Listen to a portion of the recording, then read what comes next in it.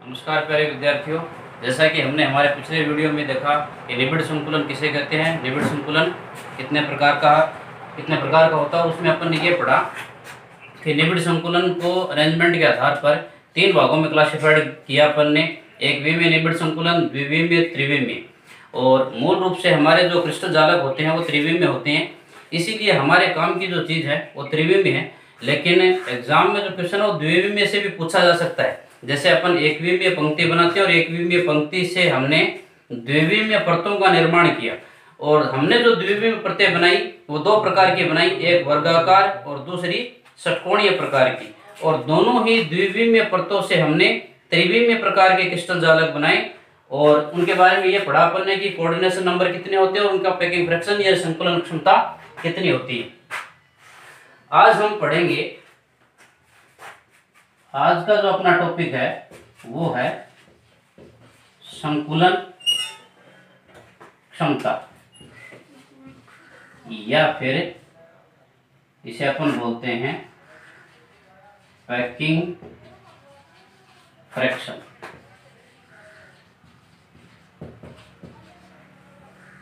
और packing efficiency, packing efficiency. Packing fraction और packing efficiency का मतलब ये है कि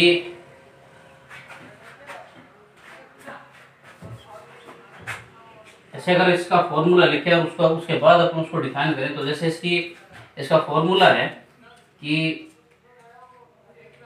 पैकिंग फ्रैक्शन को मैं लिख रहा हूं शॉर्टकट में पी एफ से। P F is equal to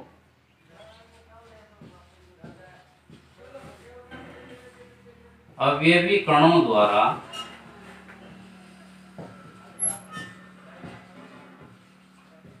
घेरा गया आयतन अपॉन इकाई कोशिका का कुल आयतन इंटू 100। इसका मतलब ये है कि किसी इकाई कोशिका के कुल आयतन का कितना भाग अवयवी कणों द्वारा घेर लिया जाता है, उसी भाग को अपन क्या बोलते हैं, पैकिंग फ्रैक्शन। यानी नीचे वाली ये जो नीचे अपन ने लिखा है इकाई कोशिका का कुल आयतन, यदि इस इकाई कोशिका के कुल आयतन को अपन 1 बना दें, इसको इकाई कर दें, यानी इसको यूनिट मान लें अपन, तो फिर अवयवी कणों द्वारा घेरा गया जो कुल आयतन है वही किसके बराबर हो जाता है, पैकिंग फ्रैक्शन यानी संकुलन क्षमता या संकुलन दक्षता के बराबर होता है। अब अपन संकुलन क्षमता को किस प्रकार परिभाषित करेंगे, अपन फॉर्मूले के अकॉर्डिंग इसको परिभाषित कर सकते हैं। परिभाषा क्या हो गई कि किसी इकाई कोशिका के कुल आयतन का जितना प्रतिशत आयतन या जितना आयतन अवयवी कणों द्वारा कंपोनेंट पार्टिकल द्वारा घेर लिया जाता है, उस आयतन को ही या उस भाग को ही अपन पैकिंग फ्रैक्शन यानी संकुलन क्षमता कहते हैं। तो अपन इसको किस प्रकार डिफाइन करेंगे, इसके डेफिनेशन हो गई संकुलन क्षमता की कि संकुलन क्षमता किसे कहते हैं, किसी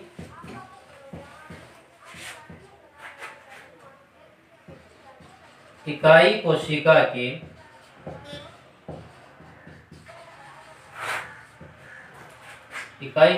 के कुल आयतन का जितना प्रतिशत कुल आयतन का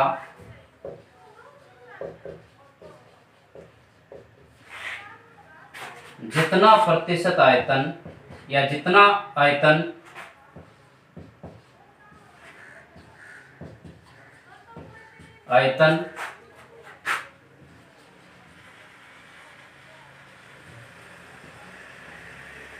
उसमें उपस्थित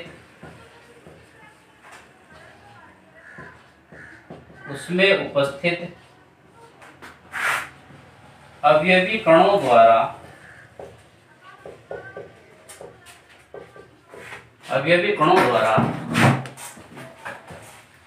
घेर लिया जाता है या घेरा जाता है उसे ही इकाई कोशिका या फिर क्रिस्टल की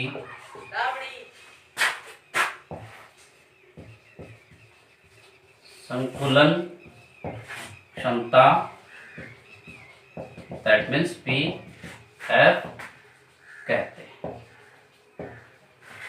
बात समझ में आ गई होगी कि किसी इकाई कोशिका के कुल आयतन का जितना प्रतिशत भाग या जितना प्रतिशत आयतन कंपोनेंट पार्टिकल कवर कर लेते हैं, उस भाग को, उस आयतन को अपन बोलते हैं उसका पैकिंग फ्रैक्शन। जैसे कि अब हमारे पास एक इकाई कोशिका है और उस इकाई कोशिका का कुल आयतन अपन ने मान लिया 100 घन सेंटीमीटर मान लिया।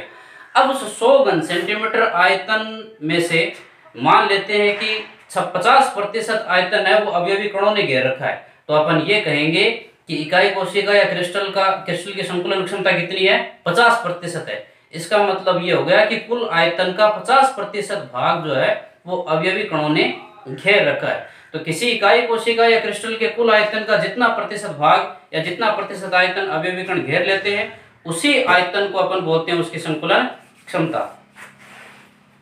और इसका फॉर्मूला हो गया पैकिंग फ्रैक्शन या संकुलन क्षमता, अवयवी कणों द्वारा घेरा गया आयतन बटा इकाई कोशिका का कुल आयतन इंटू 100।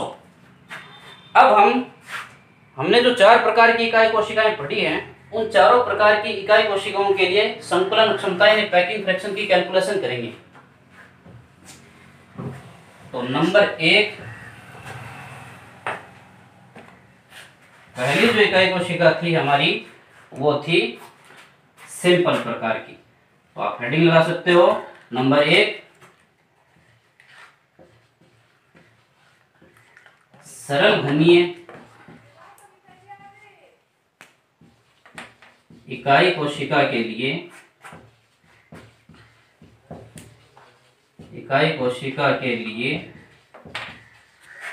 संकुलन क्षमता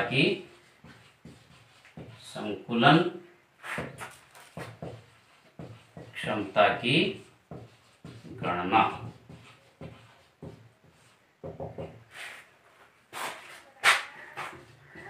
यानी कैलकुलेशन ऑफ पैकिंग फ्रैक्शन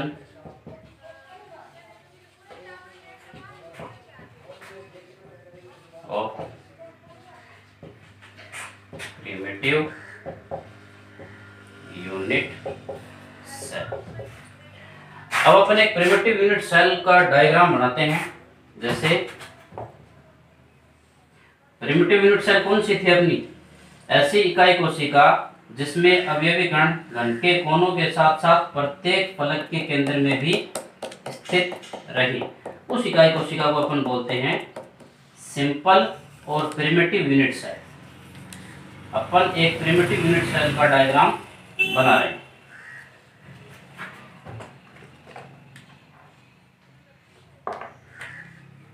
अवयवी कण केवल और केवल कहाँ स्थित होते हैं सिंपल यूनिट सेल में, केवल और केवल घन के कोनों पर स्थित होते हैं। एक पार्टिकल यहाँ पर, दूसरा यहाँ पर, तीसरा यहाँ, चौथा यहाँ स्थित होता है। एक इस कॉर्नर पर, एक इस कॉर्नर पर, एक इस कॉर्नर पर और एक इस कॉर्नर पर।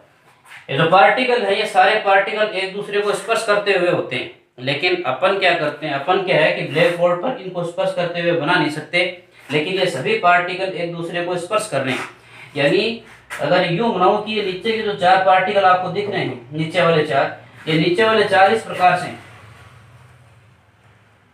1 2 3 और ये 4, ये नीचे वाले चारों पार्टिकल इस प्रकार से। इसी प्रकार जस्ट इनके ऊपर 4 पार्टिकल हो रहे हैं, 1 2 ये 3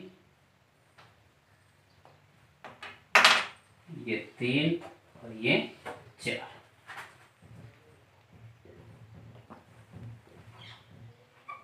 ये नीचे वाले 4 पार्टिकल हो गए और ये ऊपर वाले 4 पार्टिकल। चारों पार्टिकल ऊपर वाले एक दूसरे को स्पर्श करते हैं, नीचे वाले चारों पार्टिकल एक दूसरे को स्पर्श करते हैं। यानी ये पहली परत, ये दूसरी परत, और इस परत पहली परत के ऊपर अपन ने दूसरी परत रख करके और सिंपल प्रकार के यूनिट सेल का निर्माण कर रखा है। और जब अपन इनके सेंटर, इन केंद्रों को मिलाते हैं, इनके केंद्रों को जब हम मिलाएंगे तो अपने को एक सरल प्रकार की यूनिट सेल प्राप्त होगी।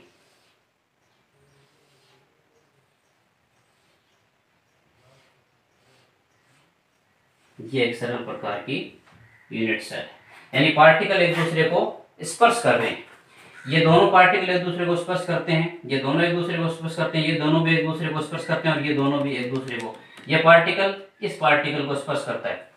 अपन ने एक सरल प्रकार की यूनिट सेल बना ली और अपन ने ये मान लिया कि घन की जो एक भुजा है उसकी लंबाई हो गई a। घन की ये जो भुजा है इसकी डिस्टेंस कितनी हो गई, a हो गई। इस a का मान कुछ भी हो सकता है। अब हमने इससे पहले ये पढ़ा कि किसी भी इकाई कोशिका के अंदर अवयवी कणों की गणना किस प्रकार करते हैं। हमें यह पता है कि कॉर्नर पर स्थित पार्टिकल का जो कंट्रीब्यूशन होता है, जो योगदान है, वो 1/8 के बराबर है। यानी इस एक कण का योगदान कितना है, 1/8 के बराबर है। तो इस सरल घनीय इकाई कोशिका के अंदर संकुलन क्षमता की कैलकुलेशन कर रहे हैं। तो सबसे पहली बात ये हो गई कि सरल घनीय इकाई कोशिका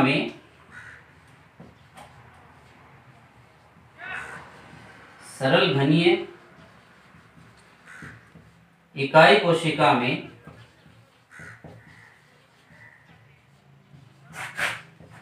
उपस्थित कुल कण, और कुल कणों की गणना हम पिछले वीडियो में कर चुके हैं। कुल कण जो है वो कितने हो गए, 1 के बराबर है। और इस चैप्टर में हम जितने भी कणों, अवयवी कण, फंडामेंटल पार्टिकल, कंपोनेंट पार्टिकल की बात कर रहे हैं, उनको अपन सॉलिड स्फीयर मान रहे हैं, यानी ठोस गोले की भांति अपन ने माना है। और गोले का आयतन कितना होता है, 4/3 πr³। इकाई कोशिका के अंदर वैसे दिखने में तो अपने को ये लग रहा है कि जैसे 1 2 3 4 5 6 7 और 8 गोले हैं, लेकिन मूल रूप से इस इकाई कोशिका में ये 8 गोले केवल इस इकाई कोशिका के लिए नहीं है। इस इकाई कोशिका के अंदर इस एक गोले का केवल 1/8 हिस्सा ही काम में आता है। इस प्रकार यदि सभी गोलों को मिला लिया जाए तो उन सभी का योगदान कितने कणों के बराबर हो जाएगा, 1 कण के बराबर हो जाएगा। एक अवयवी कण यानी कंपोनेंट पार्टिकल का आयतन कितना हो गया, 1 कण का। कण को अपन गोला मान रहे हैं और गोले का आयतन कितना होता है, 4/3 πr³। आयतन हो गया 4/3 πr³। जहां r क्या है, r है अवयवी कण या फिर कंपोनेंट पार्टिकल की रेडियस। r का आपको पता है रेडियस है।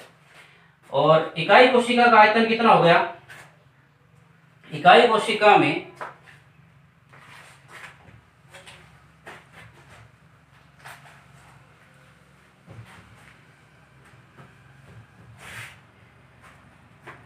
ये जो दोनों गोले हैं, ये दोनों गोले ये एक दूसरे को स्पर्श करते हैं, ये दोनों गोले एक दूसरे को स्पर्श कर रहे हैं। यानी ये जो भुजा है, जैसे अपन मैं ये कह रहा हूं कि ये भुजा A, ये पॉइंट हो गया B, ये पॉइंट हो गया C, ये पॉइंट हो गया D। अब ये जो A और B पॉइंट मैंने लिखे हैं, ये यही पॉइंट है जो यहां मैं लिख रहा हूं, A और B पॉइंट। इसका मतलब ये दोनों पार्टिकल एक दूसरे, ये पार्टिकल और ये पार्टिकल, दोनों पार्टिकल एक दूसरे को स्पर्श कर रहे हैं। और ये पॉइंट है ये पार्टिकल के कण के बिल्कुल केंद्र में। इसका मतलब ये हो गया कि ये जो दूरी है, बीच की दूरी, दोनों कणों के बीच की दूरी, ये किसके बराबर है, कण की त्रिज्या के बराबर है, r के बराबर। ये दूरी भी किसके बराबर है, कण की त्रिज्या r के बराबर है। इसका मतलब ये जो दोनों A और B पॉइंट के बीच की जो डिस्टेंस है A, ये किसके बराबर है, ये 2r के इक्वल है। ये जो डिस्टेंस है, ये दोनों पार्टिकल एक दूसरे को स्पर्श करते हैं, एक दूसरे के कांटेक्ट में है। इसका मतलब है कि A और B पॉइंटों के बीच की जो डिस्टेंस है A, वो किसके बराबर है, 2r के बराबर है। डायग्राम को देखने से आपको ये लग रहा होगा कि सर ये एक दूसरे को स्पर्श कहाँ कर रहे हैं, लेकिन अपन बोर्ड के ऊपर, प्लेन के ऊपर दोनों को एक दूसरे के स्पर्श कराते हुए नहीं बना सकते हैं। इसीलिए मैंने अलग से डायग्राम बनाया ताकि आपको ये पता चल जाए कि दोनों कण ए और बी पॉइंट पर स्थित दोनों पार्टिकल एक दूसरे के कांटेक्ट में है, संपर्क में। इसीलिए बिंदु ए और बी के बीच की जो दूरी है, जो जिसे अपन ए मान रहे हैं, ये किसके बराबर है, 2r के इक्वल है। अब अपन इकाई कोशिका का आयतन निकालते हैं, यानी क्या आयतन निकालते हैं, इकाई कोशिका का आयतन। अब इकाई कोशिका का आयतन, इकाई कोशिका की एक भुजा की जो लंबाई है वो अपन ने कितनी मान ली, a मान ली, और इसकी लंबाई भी a है, चौड़ाई भी a है और ऊंचाई भी a है। घन की एक भुजा को अपन ने a माना है। तो यदि अपन इकाई कोशिका का आयतन निकालेंगे तो लंबाई गुणा चौड़ाई गुणा ऊंचाई, लंबाई भी a है, इसकी ऊंचाई भी a है और इसकी चौड़ाई भी a है। तो a इंटू a यानी लंबाई गुणा चौड़ाई गुणा ऊंचाई इज इक्वल टू a की क्यूब। इकाई कोशिका का आयतन आ गया a की क्यूब, और अपने को ये पता है कि a is equal to 2r, क्योंकि a is equal to 2r। अपने को ये पता है कि घन की एक भुजा जो a है वो किसके बराबर है, 2r के बराबर है। अतः इकाई कोशिका का आयतन जो कि a की क्यूब है वो किसके बराबर हो गया, 2r की क्यूब। अब ये तो है एक अवयवी कण का आयतन, और जो कि सरल घनीय इकाई कोशिका में एक ही कण होता है, इसलिए ये तो एक कण का योगदान हो गया, ये एक कण हो गया, और ये हो गया इकाई कोशिका का आयतन। इससे पहले अपन ने संकुलन क्षमता की परिभाषा पढ़ी, संकुलन क्षमता का फॉर्मूला देखा अपन ने। फॉर्मूले में ये था कि संकुलन क्षमता इज इक्वल टू अवयवी कणों द्वारा घेरा गया कुल आयतन बटा इकाई कोशिका का कुल आयतन गुणा 100। अवयवी कणों द्वारा घेरा गया कुल आयतन इतना है, इकाई कोशिका का कुल आयतन इतना है, और इसके गुणा में 100 करके अपन सरल घनीय इकाई कोशिका के लिए संकुलन क्षमता की गणना कर सकते हैं। देखिए कैसे करते हैं संकुलन क्षमता। अतः सरल घनीय इकाई कोशिका के लिए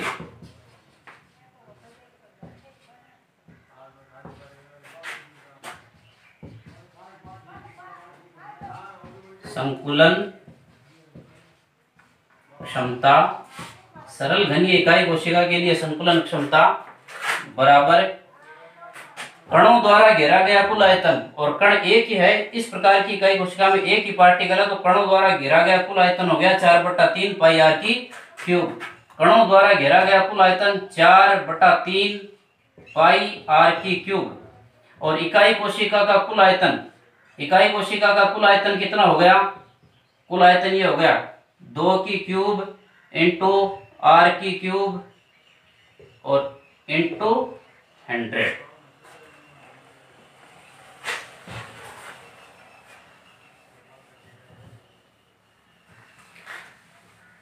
अब अपन इसे आगे सरल करते हैं। पैकिंग फ्रैक्शन यानी संकुलन क्षमता,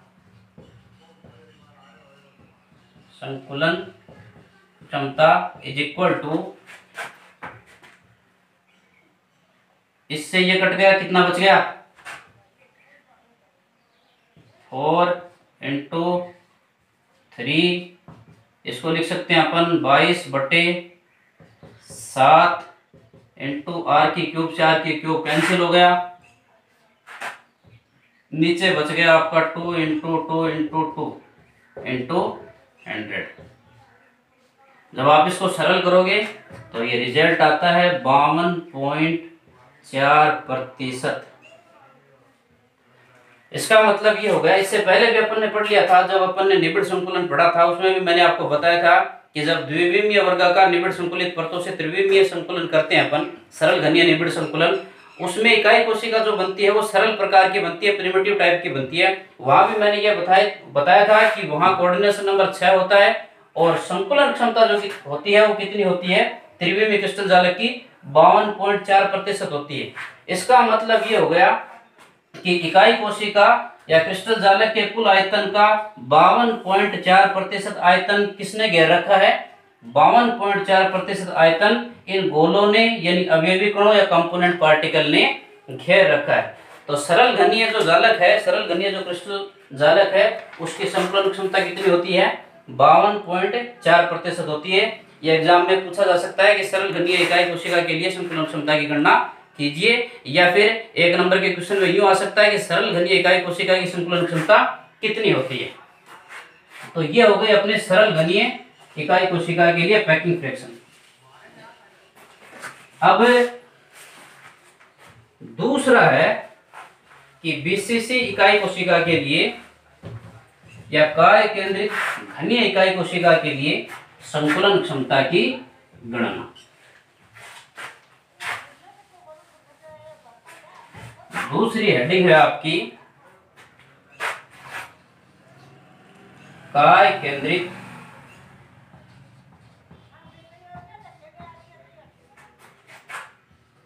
घनीय इकाई कोशिका के लिए, काय केंद्रित घनीय इकाई कोशिका के लिए संकुलन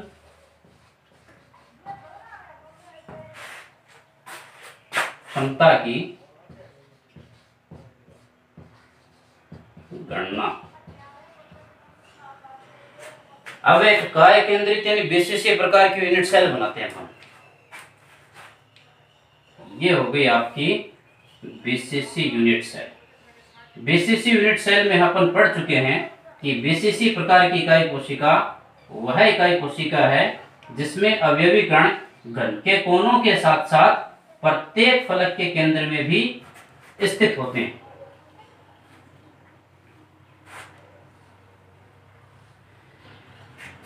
यहां एक पार्टिकल है, एक पार्टिकल यहां स्थित है, एक पार्टिकल यहां स्थित है, एक पार्टिकल इस कोने पर, यानी घन के कोनों पर तो है ही पार्टिकल, साथ ही साथ प्रत्येक साथ ही साथ घन के केंद्र में भी स्थित है। अब एक पार्टिकल यहां स्थित है,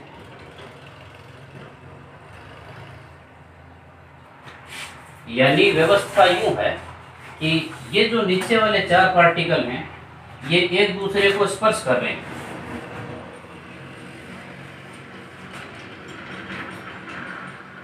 यानी व्यवस्था ये है, और ये मान लें अपन कि घन की जो एक भुजा है वो कितनी होगी?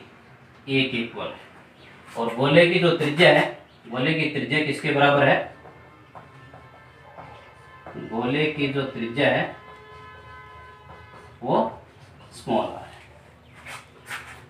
अब अपन पहला पॉइंट तो अपना पहली बात तो ये है कि इकाई कोशिका के अंदर कुल पार्टिकल कितने होते हैं। तो अपने को ये पता है कि बीसीसी इकाई कोशिका के अंदर अवयवी कणों की संख्या कुल कितनी होती है? 2 होती है।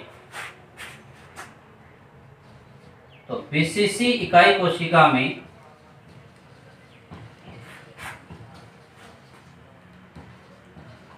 उपस्थित कुल कण कितने हो गए? 2।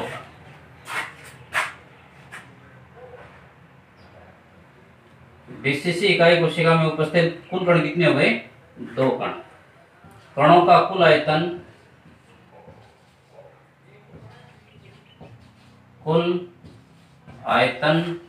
एक कण का 4/3 पाई आर की क्यूब, तो 2 कण का कितना हो गया?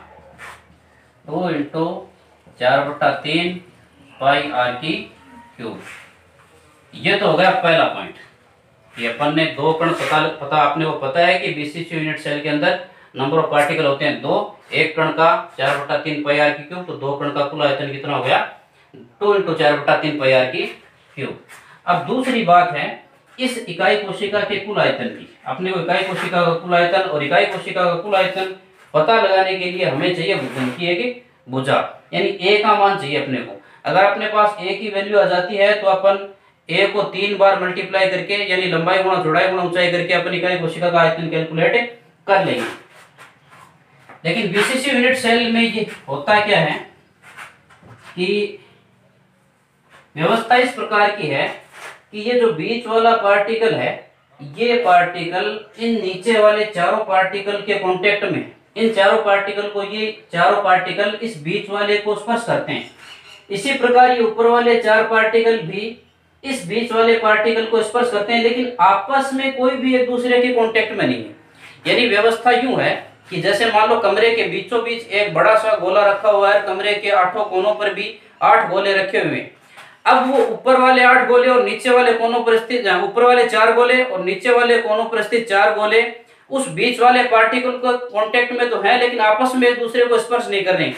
इसका मतलब है कि ये दोनों पार्टिकल एक दूसरे के कांटेक्ट में नहीं है, जबकि ये इसके भी कांटेक्ट में है, ये इसके कांटेक्ट में, यानी ये इसको भी स्पर्श कर रहा है, ये भी इसको स्पर्श कर रहा है, ये भी इसको स्पर्श कर रहा है और ये भी इसको स्पर्श कर रहा है। यानी ये जो चारों गोले हैं, 1 2 3 और 4, ये चारों गोले इस बीच वाले गोले को स्पर्श कर रहा है। यानी व्यवस्था अगर अपन अलग से दिखाऊं आपको, तो व्यवस्था ये है कि ये 4 गोले जो एक दूसरे को स्पर्श नहीं कर रहे हैं, ये नीचे वाले 4 गोले हो गए, 1 नंबर 2 नंबर 3 नंबर और 4 नंबर। इन्हीं चारों गोलों के बीच में एक गोला रखा हुआ है, ये यानी ये 1 2 3 4 गोले इस बीच वाले गोले को स्पर्श कर रहे हैं। इन्हीं इसी यानी पहले जो लेवल है, पहला जो तल है, उसमें अपन ने इन 4 गोलों को रख रखा है। इन 4 गोलों के ऊपर अपन ने एक गोला बीच में और रख दिया है, और फिर इसी प्रकार के 4 गोले और उसके ऊपर रख दिए, तो इसी प्रकार की यूनिट सेल बन गई। यानी ऊपर वाले 4 गोले ये चारों और नीचे वाले 4 गोले इस बीच वाले गोले को तो स्पर्श करते हैं, लेकिन आपस में एक दूसरे को स्पर्श नहीं करते हैं। इसका मतलब ये है, ये इतना समझाने का मतलब ये है कि ये जो 2 गोले रखे गए हैं, ये दोनों गोले एक दूसरे को स्पर्श नहीं करते हैं। इसका मतलब कि भुजा जो ए है वो 2r के इक्वल नहीं है, जैसा कि अपन ने सरल घनीय इकाई कोशिका में किया। यहाँ ये 2r के इक्वल नहीं है, यहाँ इसके लिए अपने को अलग से कैलकुलेशन करनी पड़ेगी, और अलग कैलकुलेशन करके अपने को पता लगाना पड़ेगा कि जो भुजा ए है उसका मान कितना है। अब इसका पता कैसे लगाएं अपन? ये जो बीच वाला गोला है, ये इस गोले को भी स्पर्श करता है, और ये जो बीच वाला गोला है, ये इस गोले को भी स्पर्श करता है। इसका मतलब ये है कि ये जो दूरी है, ये इसे अपन, मैं इसे बोल देता हूं पॉइंट ए, इसे बिंदु बी, और इसे मान लेते हैं अपन ए बी, और इसे मान लेते हैं बिंदु सी।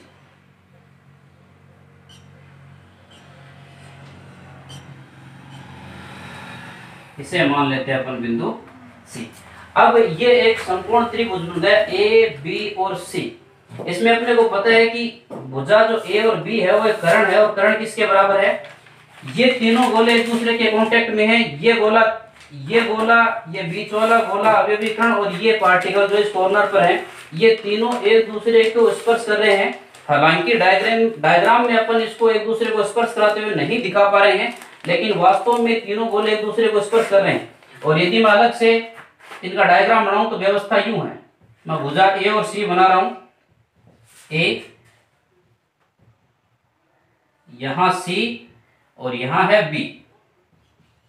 व्यवस्था यूं है, यहां एक पार्टिकल है, यहां एक पार्टिकल स्थित है, यहां पर भी एक पार्टिकल स्थित है, और बीच में भी एक पार्टिकल स्थित है। इस प्रकार से यानी वास्तविक व्यवस्था ये है इस ए बी भुजा की, और यहां एक पार्टिकल है ही इस कॉर्नर पर। अब यदि अपन, अपने पास एक संपूर्ण त्रिभुज ए बी सी प्राप्त हो गया, अपने को पता है कि ये जो डिस्टेंस है, ये गोले की त्रिज्या के बराबर है। यदि ये r हो गई, ये दूरी r हो गई इतनी, ये जो दूरी है यहां से लेकर के यहां तक की दूरी, ये 2r के इक्वल हो गई। और इसी प्रकार ये जो दूरी है यहां से यहां तक की, ये भी r के इक्वल हो गई। इसका मतलब भुजा ए और बी जो है वो r और 2r 3r और फिर r, इसका मतलब 4r के इक्वल है।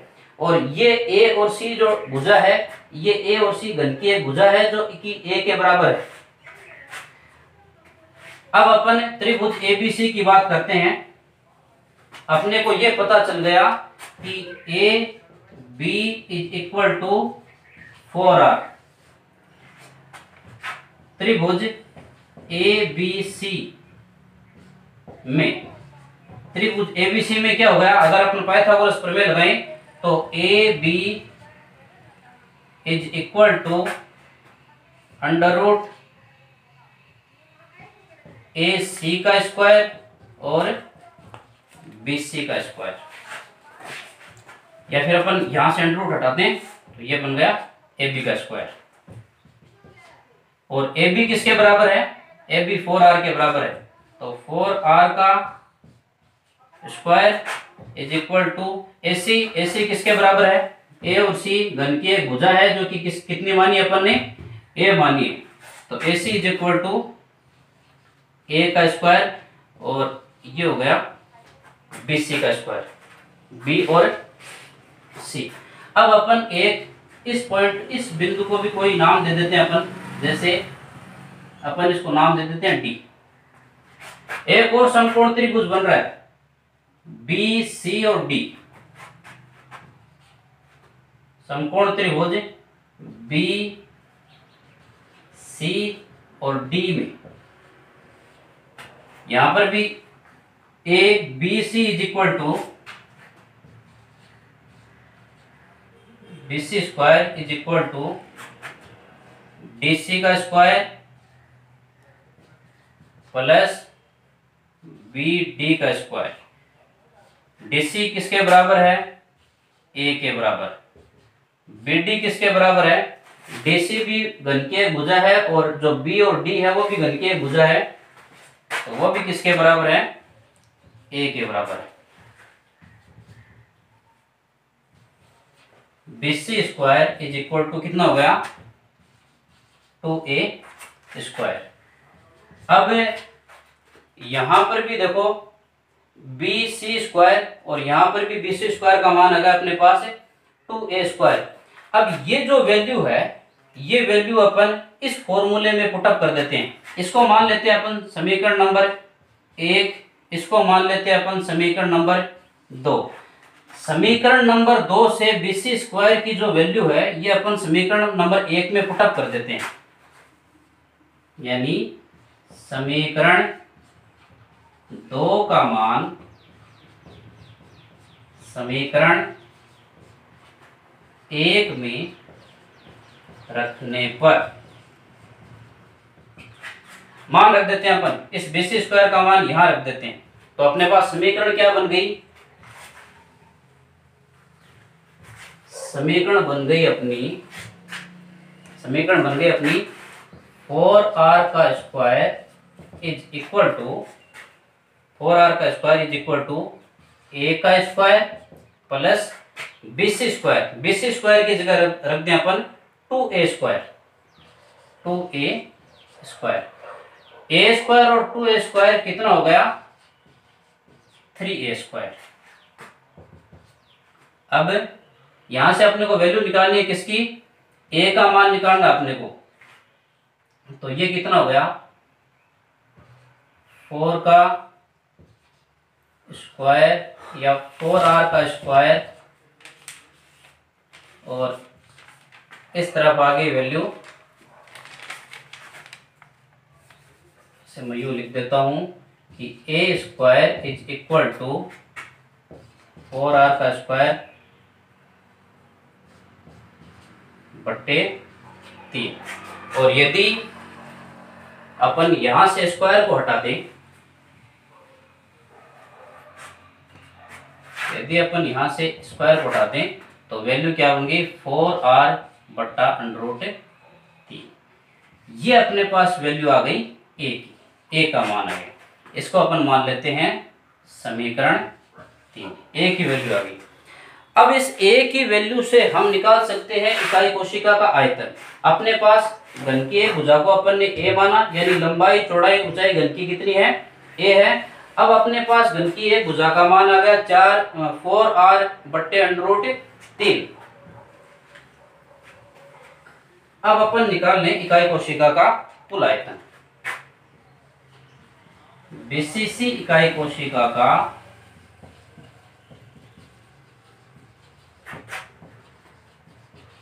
कुल आयतन कितना हो गया, ए की क्यूब इज इक्वल टू, ए की क्यूब का मतलब हो गया 4r की क्यूब बटा, या अपन यूं लिख दें 4r बटा √3 की क्यूब। अब अपने को निकालनी है संकुलन क्षमता, संकुलन क्षमता। और संकुलन क्षमता का फॉर्मूला अभी थोड़ी देर पहले अपन ने क्या पढ़ा, संकुलन क्षमता इज इक्वल टू अवयवी कणों द्वारा घेरा गया कुल आयतन बटे इकाई कोशिका का कुल आयतन इंटू 100। अवयवी कणों द्वारा घेरा गया कुल आयतन कितना हो गया, क्योंकि अवयवी कण 2 है इस यूनिट सेल में, इसलिए अवयवी कणों द्वारा घेरा गया आयतन हो गया 2 इंटू 4/3 पाई r की क्यूब। और ये तो हो गया अवयवी कणों का कुल आयतन बटा इकाई कोशिका का कुल आयतन कितना हो गया 4r की क्यूब √3 की क्यूब। थोड़ा इसको नीचे लिख देता हूं मैं। संकुलन क्षमता is equal to 2 into 4/3 pi r की क्यूब, अब बट्टा में इकाई कोशिका का कुल आयतन 4r की क्यूब √3 का क्यूब इंटू 100। r की क्यूब से r की क्यूब कट जाएगा और बाकी चीजों को जब अपन सरल करेंगे तो ये मान आएगा आपका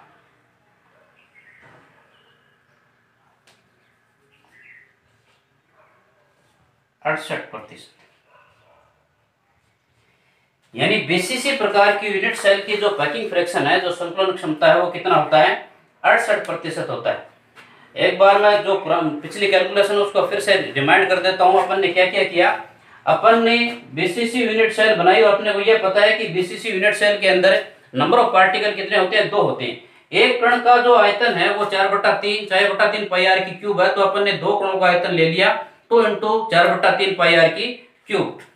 अब यहाँ ये जो भुजा है, ये जो भुजा या कोई सी भी घन की भुजा है वो अपन ने a मानी, लेकिन a का मान अपने को पता नहीं था क्योंकि दोनों पार्टिकल एक दूसरे को स्पर्श नहीं कर रहे थे। और स्पर्श करते तो अपन 2r के इक्वल मान लेते हैं, लेकिन यहाँ दोनों कण एक दूसरे को स्पर्श नहीं कर रहे हैं, इसलिए अपने को a के लिए कैलकुलेशन करनी पड़ी। a की कैलकुलेशन करने के लिए अपन ने 2 त्रिभुज माने हैं, त्रिभुज a b और c। दूसरा त्रिभुज माना अपन ने त्रिभुज b c और d। अपन ने इस त्रिभुज a b c की सहायता से इस a b त्रिभुज a b c की सहायता से अपन ने एक समीकरण उत्पन्न कर ली कि ab का square is equal to ac का स्क्वायर प्लस bc का स्क्वायर।